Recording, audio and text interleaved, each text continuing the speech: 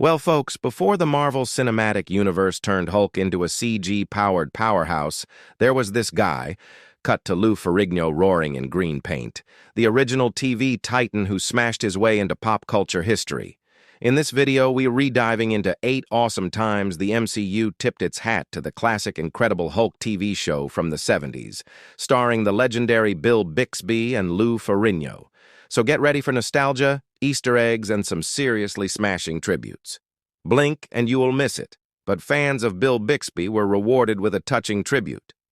In The Incredible Hulk, 2008, Banner's TV flickers with an episode of the courtship of Eddie's father, starring Bixby, the original David Banner. It's a subtle but emotional nod to the man who gave the Hulk his heart. Speaking of nods, how about a musical one? The haunting Lonely Man theme. That soft piano? That melancholy vibe? Clip, 1970s Hulk, walking away side by side with 2008 Banner in Brazil. In 2008's Hulk, the theme returns during a quiet moment of solitude, bringing decades of pathos back to Bruce Banner's journey. In both the show and the movie, Hulk's origin begins in the lab, with gamma radiation and a whole lot of regret. The Incredible Hulk, 2008, recreates the retro lab setup from the original series, right down to the glowing panels and eerie vibes. Side-by-side comparison of TV and movie scenes.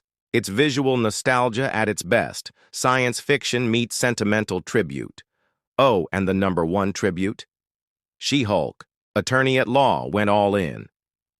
In Episode 9, the show recreates the exact opening credits of the 1970s Hulk series, complete with gamma experiments, dramatic narration, and green-painted actors. Split screen of 70s Hulk opening and She-Hulk recreation. It's hilarious, it's heartfelt, and it is proof that Marvel hasn't forgotten its roots, even in the age of multiverses and moon gods. Now back to our list at number 6. At number 8, we kick things off with a cheeky line from The Incredible Hulk, 2008. Edward Norton's Banner, caught in a tense moment, tries to warn his attackers. Subtle, dramatic pause. You won't like me when I'm hungry. It is a clever twist on the original series' iconic line, "Don to make me angry. You wouldn't like me when I'm angry." A funny moment? Yes. But also a loving nod to the show that started it all. Next up, let's talk about the OG big green lug himself, Lou Ferrigno. He didn't just Hulk out on the small screen, he became synonymous with the character, and his influence echoes through the MCU. Lou Ferrigno may not be the first actor you think of when it comes to the MCU. Mark Ruffalo, obviously, is the current go-to Green Goliath. But Ferrigno's impact on the character is undeniable. When you picture the Hulk, those iconic poses, the sneers, the flexes, those are straight out of Lou's playbook. Sure, we've got Edward Norton and even Eric Bana portraying Banner Hulk on the big screen, but for many, the original TV version of the Hulk remains the most nostalgic and cherished. At number 5, the weight of that legacy isn't lost on Ferrigno himself. In a 2008 interview, he expressed both excitement and reverence when discussing the upcoming Hulk movie. "I have nothing but praise for what they're doing," he said, recognizing that the MCU was taking the character to new heights. Yet he also admitted to a tinge of sadness, knowing that his own run as the Hulk was coming to an end. A bittersweet feeling for a performer who had poured his heart and soul into a role. At number 5, Ferrigno's association with the Hulk is so profound that he's often seen as a one-man army, an actor who could convey both the physicality and the emotional turmoil of the character. His portrayal of the Hulk wasn't just about brute strength.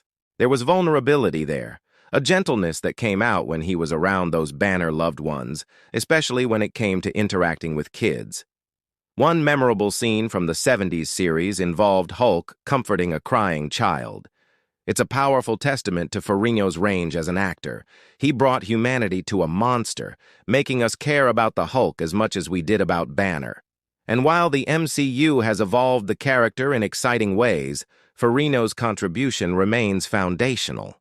When news broke that Marvel Studios was rebooting the Hulk, Ferrigno was understandably affected. But rather than wallowing in disappointment, he chose to embrace the opportunity to be part of something new. Ferrigno landed a cameo in The Incredible Hulk, 2008, playing a pizza-loving security guard. It's a far cry from his days as a rampaging green giant, but he makes the most of it. The scene is a mini masterclass in acting, as he conveys intelligence, humor, and warmth without saying a word. And it's a reminder that Ferrigno is more than just a green-painted muscle man. At number 4, Ferrigno's cameo is a clever bit of casting by director Louis Leterrier. It's a wink to fans of the original series, a way of acknowledging the show's importance to the character's history, and it's a masterstroke of fan service. But it's more than that. It's a symbolic passing of the torch, a gesture that shows that the MCU respects and appreciates the work that came before. And if you thought that was the end of Ferrigno's involvement in the Marvel Cinematic Universe, oh no, spoiler alert, he actually continued to lend his voice to the franchise, providing the guttural roars and growls of the Hulk in both The Incredible Hulk, 2008, and The Avengers, 2012. Ferrigno's voice gives the Hulk depth and power. It's a sonic signature that perfectly captures the essence of the character. But why stop at cameos and voice work? At number 3, Lou Ferrigno is such a pivotal part of Hulk lore that the character of Hulk in She-Hulk. Attorney at Law pays homage to him, literally. In episode 9, titled She-Hulk Attorney at Law, the show breaks the fourth wall, pulling Jennifer Walters, played by Tatiana Maslany, into the reality of her own origin story. It's a mind-bending plot device that allows the writers to play with the concept of legacy and fandom. As Jen navigates the world of superheroes, she encounters a cast of characters who are directly inspired by the heroes and villains of Marvel Comics. One such character is Hulk, portrayed by Benedict Wong. But Wong's interpretation of the character isn't just a faithful adaptation. It's a celebration of the original 1970s Hulk TV show, the one that made the character a household name. Wong's Hulk wears green body paint and sports the iconic Hulk hairstyle. It's a clear nod to Lou Ferrigno's portrayal of the character. But the tribute goes beyond just the character's appearance. Benedict Wong brings the same gruff charm and unexpected vulnerability to the role, just as Ferrigno did all those years ago. It's a performance that honors the past while paving the way for a new generation of Hulk fans. But that's not all. The scene culminates in a recreation of the opening credits of the 1970s Hulk series. Split screen of 70s Hulk opening and She-Hulk recreation. It's hilarious, it's heartfelt, and it's a masterclass in fan service. It's a moment that reminds us that the MCU is built on a foundation of comics, movies, and TV shows that came before it. At number 2, Marvel has a rich history of paying homage to its source material and She-Hulk. Attorney at Law is no exception. But this particular scene transcends mere homage. It's a love letter to the original Hulk series and the fans who grew up with it. For anyone who watched the 1970s show, this scene is pure nostalgia. It's a chance to revisit a beloved part of pop culture history and to revel in the shared experience of being a longtime fan. At number 2, the scene also serves as a reminder of how far the MCU has come. When the Marvel Cinematic Universe first began, it was a bold experiment, a gamble that paid off in a big way. Today, the MCU is a cultural phenomenon. It's a cinematic universe that has captured the imaginations of fans worldwide. But the MCU wouldn't be where it is today without the groundwork laid by the original Hulk series. So the scene in She-Hulk, Attorney at Law, is more than just a fun nod to the past. It's a celebration of the evolution of the character and the enduring legacy of the Marvel brand. So what do you think of Benedict Wong's portrayal of Hulk in She-Hulk, Attorney at Law? And how do you feel about the show's loving tribute to the original 1970s series? Let us know in the comments section below. At number 1, Ferrigno's impact on the Hulk is so profound that Marvel didn't want his journey to end with the conclusion of the series. In fact, they brought him back for a guest appearance in the cult classic television movie The Death of a Hulk. It's a fitting continuation of his Hulk story, allowing him to once again embody the character that had become synonymous with his name.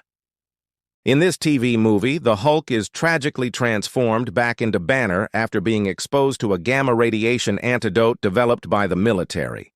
It's a somber turn of events that raises questions about identity and the nature of heroism, but it's also a chance for Ferrigno to showcase the dramatic range he possessed. His performance in The Death of the Hulk is a heartbreaking portrayal of a man grappling with loss and change. The movie explores themes of mortality, sacrifice, and the burden of great power. It's a departure from the typical action-packed Hulk fare, but it's no less thrilling.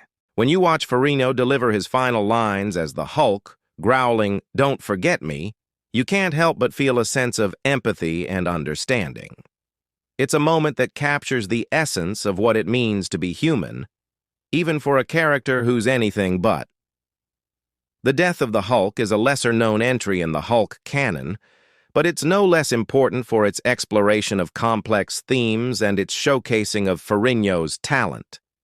In the end, the death of the Hulk may have been a tragic event in the storyline, but it was a triumphant moment for Lou Ferrigno's career. That's all for now, folks.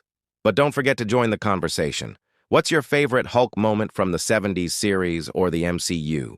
Share your thoughts and don't forget to hit that subscribe button for more geeky goodness. Until next time, stay nerdy, stay curious, and stay smashing.